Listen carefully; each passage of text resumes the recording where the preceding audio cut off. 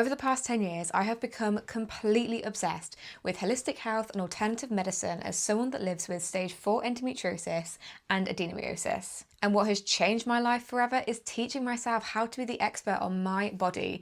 Through lifestyle transformations and learning how to play the healthcare system, I have now got my endo in the best place it has ever been. And in today's video, I'm going to be sharing the 5 biggest endometriosis myths that doctors, GPs, and gynaes are still telling women to this day and why they are so dangerous. As well as a bonus tip at the end of this video that every single woman with endometriosis needs to know because it could change her life. I can't even tell you how many times I have heard of all 5 of these myths, how many women have said them to me, how many doctors, GPs, gynaes, consultant specialists are literally telling women these things every single day because they don't have the correct information. They're not up to date on the latest kind of clinical research and development when it comes to endometriosis. It blows my mind how often these things are said and how many women believe them, understandably, because they go and they trust the experts and they trust the medical professionals, but they're so inaccurate, they're not medically correct, and we need to stop telling women these things. So let's get started. Number 1, pregnancy. Pregnancy will help your endometriosis. Pregnancy will stop your endometriosis from growing. Pregnancy will melt away, disintegrate, dissolve the endometriosis. Pregnancy will stop endo from coming back. All of these statements are completely and utterly false. They are not correct. And it basically comes from a place of specialists and doctors and gynaes not really understanding what endometriosis is and how it works. So many women I know have been told, especially when they're really, really young. I was told this when I was 18, 19, at university, all through my 20s. So many women are told it at the same age, even younger. I've heard of girls being told it when they're 15, 16, sometimes even younger than that. It is crazy, to tell a teenager or someone at uni that is single with no kind of preparation, no income, not got her life together at all, that the thing you should do next because you're in loads of pain and you're really struggling is to go and get pregnant. That blows my mind. I don't agree with that principle, regardless of even if the medical information was correct. That is crazy. But what's even crazier is the fact that there is no evidence to support whatsoever that endo will stop growing, not grow back, disintegrate, melt, shrink, whatever word you've been told, if you get pregnant. It just doesn't happen. And it comes from a place because doctors and gynaes and research used to believe that endometriosis was just a pelvic disease. It was just a period disease. It was just gynecological. So it was only to do with your reproductive system. We now know that is not the case. It's not true. It's not how endometriosis works. And that is now completely inaccurate information. So by telling a woman to go and get pregnant because it will help her endometriosis, the only stories or anecdotes that we've really got to support that is that some, and I do mean some women, have found that if they've fallen pregnant, whether it's naturally through IVF, whatever means, when they're pregnant, those endo symptoms tend to decrease, whether they're suppressed, whether they stop altogether, whether they're just less. There has been some improvement in quality of life throughout the 9 months that you're pregnant for. Now, in some ways this makes sense and then in some ways it doesn't. So we used to think endo was a hormonal condition. We no longer think that. We used to think it was just a gynae condition. We no longer think that. So in some ways being pregnant, we know that our hormones change because you're not ovulating anymore, because you're growing the baby inside of you. So in terms of the old theory, you'd think, yeah, okay, because endo isn't being given those hormones that we normally are when we're ovulating and having a period every month. So yeah, that is why it would be better. But then the new theories about endo and what we understand it to be completely discontinue that. So basically, I don't think we know why some women feel better when they're pregnant with endometriosis. Again, it's purely anecdotal, and actually some women can get pregnant and still really suffer with their endo symptoms.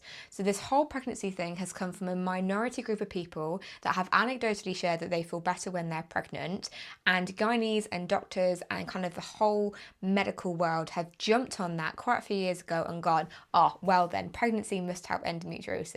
It doesn't. It's not how it works. If your doctor tells you this, it is a massive red flag. They do not understand the condition. They don't understand how it works, and that is medically inaccurate to tell you to go and get pregnant because it will help your endo. That is just not the case. Number 2, hysterectomy. This is the other one that I've heard as often as I've heard about pregnancy. If you have a hysterectomy, it will remove all the endometriosis. If you have a hysterectomy, it will stop your endometriosis from growing back. If you have a hysterectomy, it is a cure for endometriosis. Every single one of those statements is false, untrue, and again, not medically accurate. So when I was 19, going through my own endo journey, I just got my diagnosis. It was stage 4 endo, really severe, really aggressive. They were really quite concerned about having me as such a young case and the state at which my endo was in. It was pretty worrying, and I had to have a lot of surgery that I didn't really want to have to deal with it. And around that time, they said to me, you need to drop out of uni, you won't have a career, you won't have relationships, you won't have all these different things. You basically are going to need to be cared for the rest of your life. And something we think you should do is we think you should get a hysterectomy because we can just take everything out of your system, endo won't be able to grow anymore, and that will just really help your quality of life. Now, thank God I had a mum who made sure that that definitely was not going to happen and could support me when I was like hit by a truck with this news. And also, even at that point, I've had to really work on listening to my gut instinct and connecting back with my body. But even at that point, I knew deep down inside that a hysterectomy was not what I wanted to do. I was so young, I didn't know what my life was going to be like. I didn't know what choices I wanted to make, what I wanted my future to look like. I didn't want to remove such a huge biological part of me at such a young age for so many reasons. So I did not do that, and I was never going to do that. Now, I caveat this whole point around hysterectomy by saying there are plenty of women that have hysterectomies for very, very valid reasons. And as always, like with anything with these conditions, if it's right for you, it's right for you. There is no judgment, there is no right or wrong. It is your body. You should do whatever you want with it. But it is really important that every single woman knows that in order to make informed consent, an informed decision where you're actually able to consent to the treatment that you're getting, you need to have the correct information, and you can't have informed consent with the wrong information. So anyone that's either had that decision made or is making that decision or is weighing it up at the moment, you need to know that hysterectomy does not cure endometriosis. It doesn't stop it, it doesn't prevent it, it can still grow back. And there's a really important reason for this. I mentioned earlier that we used to think endo was a gynecological condition, so it was just to do with your reproductive organs. That is not true. That has been disproven. Endometriosis has been found in every single part of the body, and the last piece of the puzzle was the spleen, which sits kind of like here, and that was in 2022, a case found in the spleen. So endo has been found in every single part of the body. This completely debusts the myth that it is just a gynae reproductive condition and disease. So by removing all of your reproductive system in a hysterectomy, taking it all out and getting rid of it, the concept that this would then stop endo from growing is just not true, because we know that endo can grow anywhere else in the body. So just by removing this one area of your body doesn't have any impact whatsoever on whether endo can grow back or cannot grow back. Now, there are loads of cases where, like me, if women also have adenomyosis, which we kind of call like the evil twin of endo, which is where it grows inside the womb, kind of like if you imagine an Easter egg, you've got endo growing on top and sticking, going through different layers. You've got adeno that's literally growing inside that Easter egg. So the only way you can get into it is if you crack that Easter egg. And the Easter egg is your womb. So if you crack your womb and you open that up, we can't really put it back together again, which is why a lot of women with adeno as well as endo will often get a hysterectomy. And they're more complicated cases. And again, it's the individual. It's about what's right for you. It's about whether those organs have actually deformed and changed shape, or whether there's more complications or organ damage as a result of endo and adeno being unchecked for so long. But that is a whole other conversation, which we can totally have if you want to know more about that. But the bottom line is, hysterectomies do not cure endometriosis, do not stop it growing, do not prevent it. You can still have endo growth, you can still have endometriosis come back and spread and grow in other areas of your body, even if you've had a full hysterectomy. So if doctors are telling you that, GPs, gynaes, even endo specialists are telling you this, it is a huge red flag. Please make sure you go get a second opinion, because that is just not accurate. Number 3. Contraceptives will shrink your endo, melt your endo, disintegrate your endo. Contraceptives will make your endo go away. Not true. Not even close to being true. I've heard some of the wackiest thoughts and descriptions that GPs and gynaes and doctors have told women about what contraceptives can do to endometriosis. So let's just make sure that we understand exactly what endometriosis is. So we often say that endometriosis is the endometrium lining of the body growing in other places that it shouldn't. This isn't technically true. We need to describe it as endometriotum-like lining. And this is a really important distinction because the endometriotum lining is the lining of your womb that builds up and then sheds every month when you don't get pregnant and the egg then passes through. But endometriosis, the endometriotum-like lining, and the like is the absolutely key word there, is because it is not exactly the same. It is kind of like a mutation. It has changed slightly. It has got features and elements and parts to it that our endometriotum lining in the womb does not have. So it is not exactly the same lining, it is slightly different. Hormonal treatment and drug use, we have seen they can suppress symptoms. So there's so many different symptoms that come with endometriosis. And we know whether it's the coil, the pill, the implant, Prostap, fake menopause, patches, whatever it is, there are cases, depending on the woman, that some people report their symptoms being less and suppressing various different things that come up with endo. That is true. We don't exactly know why, but they are suppressing the symptoms. But what they're not doing is they're not doing anything to the endometriosis itself. It is not tackling it, it's not reducing it, it's not getting rid of it. These words of shrinking, melting, evaporating, disintegrating, I have no idea where these words have come from, but they are not true, they are not accurate. If you are really struggling with your endo symptoms and you are most likely going to be offered hormonal therapy and drug use or one or the other, and you want to use it to try and suppress your symptoms, that is completely your choice. It needs to be informed consent. You need to understand the pros and cons. But if that works for you, then absolutely do whatever you need to do. But please don't allow any medical professional to tell you that that contraception or that drug or whatever it is that you're taking is actually removing the endo or getting rid of the endo or decreasing the endo in any kind of way. It doesn't do that. Again, another red flag that they don't understand the disease and they probably shouldn't be the one treating you. The only way at the moment that we know that we can remove endo is by going in and doing surgery. And we know the best kind of surgery is excision surgery, where you're literally pulling the endo almost from the root. Imagine a weed in the garden. You are not just chopping it off at the top, you are going in, digging down into the soil, you're grabbing that root and you're pulling it all the way out and you're actually removing it from the garden, from the grass, wherever you are. That is what excision surgery does. At the moment, that is the only way that we know how to remove endometriosis from the body. Number 4, infertility. Now, this is a really interesting one because we've talked about pregnancy and we've also talked about hysterectomies, and infertility is such a huge topic when it comes to endometriosis, and for understandable reason. So I know that, again, when I was diagnosed when I was very, very young, and so many thousands of other women every single day get told this, they get diagnosed with endometriosis and they're told, you can't have kids. You're infertile. You won't be able to carry a baby. You won't, X, Y, and Z. Anything to do with infertility, fertility, pregnancy, they're told it's a non-starter, they can't do it, that has been taken off the table for them and it's not possible. Girls, this isn't true. And I hope that gives you like some hope and some positivity, and I want you to feel good when I say that, because if you are someone that's been diagnosed with endometriosis like me, and you also at some point in your life would like to be a mum and you'd like to have your own family, which I absolutely would like to do, you need to know, and I want you to wholeheartedly believe, that it is more than possible to get pregnant naturally or with assistance when you have endometriosis.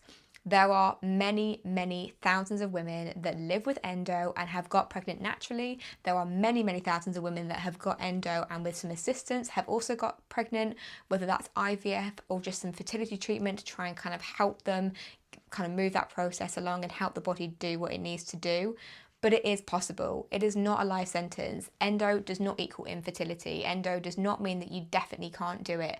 And again, if someone is telling you when they give you that diagnosis, that means no kids, that means no pregnancy, that means you can't do any of this, don't even bother trying. Massive red flag. Again, don't understand it. They haven't got the specialist knowledge. You need to go and see an endo specialist. Or if it is an endo specialist, please go and get a second opinion and see someone else. Because if you have endo and you're obviously terrified, maybe heartbroken already, worried, scared, thinking that that whole thing has been taken off the table for you, it's not true. If you want to be a mum, there are plenty of ways that you can do that, and endo is not a definite no. And number 5, Endo is a period disease. Girls, this is by far the most important one that I really want to get across, because this is a slightly newer one that we're only just really starting to understand why it's not true and why it's totally inaccurate. But I want as many women as humanly possible to know this, because it will transform how you think about endometriosis. So for years, like I mentioned with the other myths, that we thought endometriosis was just reproductive, just gynecological. Now, despite the fact that we actually have real life cases recorded all the way in something like, I want to say like 1860s, 18 something.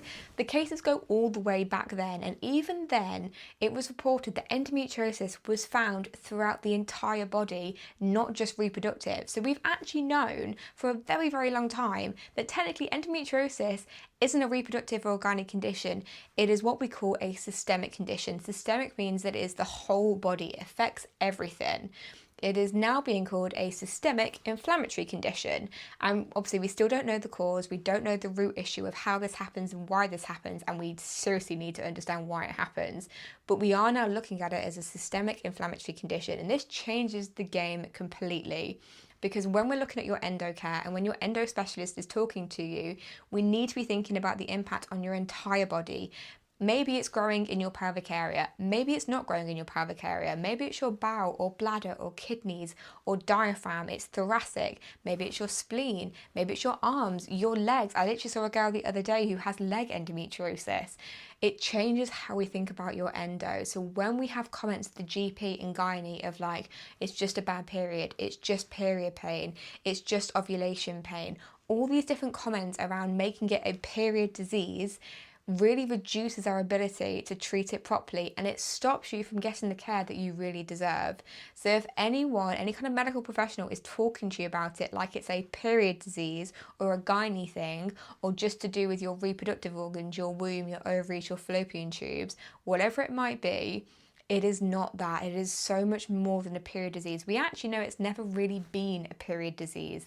This is systemic, this is whole body, and this is inflammatory. And you need to make sure that you are under someone that really understands that, because that is how we need to move forward with endo care. You deserve that, and it will transform how you are looked at as a patient. Okay, so we've got the 5 myths. Let's now talk about why it's so dangerous. I've kind of touched on this when I've been explaining what the myths are, but just to really reiterate this point and send it home. This is really dangerous because any of these myths, if you're told any of these, if very understandably you're someone that's been told this previously and you believe it and you've believed it for years, it's not your fault. There is no blame to be had. You're not stupid. You're not silly. It's not your fault. There's no blame there, because you trusted the medical professionals to know what they're talking about, and they absolutely should know what they're talking about. And the reason this is so dangerous is because maybe you've been persuaded to go down a course of treatment that actually isn't going to do what they promised you it was going to do, like pregnancy, like hysterectomy, like the contraceptives or the drug treatment. Or maybe you're making those really important decisions right now and you're feeling the pressure, you're feeling obligated to go down a certain route, or you're feeling pressure like you should just do what they suggest. Or maybe you've got this instinctive gut instinct about what you do or do not want to do, and you really want to listen to that, but you don't feel like the expert because they're the authority and they're telling you what should be done. Or maybe you just feel so overwhelmed with how complicated endo is and all the different things that you have to weigh up that you literally just don't know who to listen to and who not to listen to. I get it. I totally get it. I was there. I've been there so many times, and it is a really scary place to be. But the reason that not knowing these myths is dangerous is because it keeps you in a place where it stops you being the expert. It stops you taking control. It stops you from being empowered and educated. You can be the expert on your body. You probably already are. You just need to know how to use it, the tools, and just to have the confidence to be like, I know what's best for me. I trust me. I trust my decision making. I can decide what I want to do about my body and about my endo. And that is why these myths are so dangerous, because the medical professionals, if they're telling you these things, they are leading you astray, and they are not telling you the facts and the science and the medical knowledge that you need to make an informed decision. We talked about informed consent before. Informed consent is the foundation of patient care. Every single patient needs to be able to make an informed decision, and you can't make an informed decision if what you're being told is factually and medically incorrect in the first place. place. So that is why it is so dangerous. Patient care goes down a very dark road if we suddenly no longer have informed consent, and that is what these myths are leading women down that road. And this is where I want to share the tip with you. This tip literally changed my life. And when I've shared it with other endo girls and other people in this world, they have said it has transformed how they've looked at their care, how they've looked at their treatment plan, and how they wanted to move forward with their endometriosis. The minute you get an endometriosis diagnosis, you, my lovely, are entitled to get an endo referral, whether it's a referral to a clinic within a hospital or to a specialist individual. If you have endometriosis, if you have that diagnosis, you have the right to go to an endo specialist. And I say this, and it might sound really obvious, but I'll explain why. I've spoken to so many women that have told me because they've got stage 1 or 2, or they've only got one of the 3 types of endo, or they've only got a chocolate cyst, whatever it might be, that they're not entitled to an endo specialist. They don't need to go to an endo specialist. Their endo isn't extreme enough to qualify them for a referral. That is complete and utter rubbish. If you have endometriosis, this is such a complex, like we said earlier, systemic inflammatory whole body disease that doctors, GPs and gynecologists, as good as they might be, they do not have the endometriosis expertise that you need for them to properly treat you and to manage your endometriosis, to make sure that things don't get worse. You know, endometriosis has caused permanent organ damage. It has caused some people to have organs removed. I've spoke to a girl recently, it caused her to have a stoma. There are so many very severe and complex ramifications that can come from endo if it is not managed properly. And because this is a whole body disease, gynaes do not have the understanding and the specialism to treat this properly in the way that it deserves to be. So, you have endometriosis, you have the right to go see an endo specialist and or an endo clinic. This is obviously a really personal decision. If you don't want that specialist, if you don't want to go down that route and push for another referral, totally your decision. Again, it's informed consent. Just know the pros and cons, understand both sides, and do what is right for you because it's your body and it's your life. But if you do want this specialist, if you do want this referral, girl, you are entitled to it. You take that endo diagnosis and you bang the door down until they give it to you. And yes, is it going to be tricky? Absolutely. Are they going to be reluctant? Are they trying to refer as little people as possible because of resources and lack of specialists and lack of clinics and money and all the other issues the NHS is having? Absolutely, hell yes. They're not going to want to give this to you lightly, but you have the right to it. If you have endo, you need the person that is specialist in that condition. You do not have to take second best. You deserve the level of expertise that your condition requires. If you're feeling lonely or isolated on your journey, I totally get it. And there is a podcast called It's Not Just a Period that I host where I speak to real women with real stories just like yours every single day. And it is an incredible community of women going through what you're going through. So that brings us to the end of today's video. I really, really hope this helps, or this helps someone that you love and know who needs to know this information. Any questions, any concerns, if you want to put your personal journey or stories, put them in the comments below and I will always do my very best to try and help. If you've enjoyed this video, then please give it a like, subscribe to the channel, and I will see you in the next one. Keep looking after you.